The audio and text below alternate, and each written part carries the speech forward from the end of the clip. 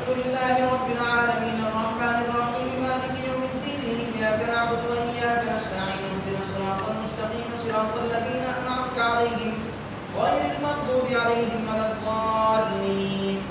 إنا أوحينا إليك كما أوحينا إلى نوح والنبيين من بعده وأوحينا إلى إبراهيم وإسماعيل وإسحاق ويعقوب والأسباط وعيسى وأيوب ويونس وهارون وسليمان وآتينا داود زبورا ورسلا قد قصصناهم عليك من قبل ورسلا لم نقصصهم عليك وكلم الله موسى تكليما رسلا مبشرين ومنذرين لئلا يكون للناس على الله حجة بعد الرسل وكان الله عزيزا حكيما.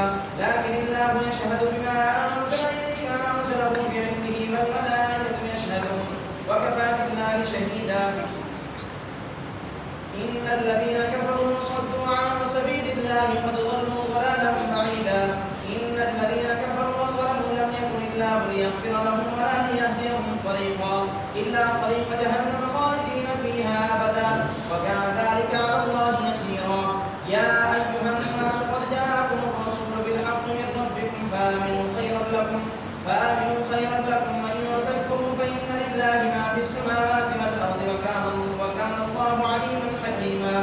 يا أهل الكتاب لا تغلوا في دينكم ولا تقولوا على الله إلا الحق إنما المسيح عيسى ابن مريم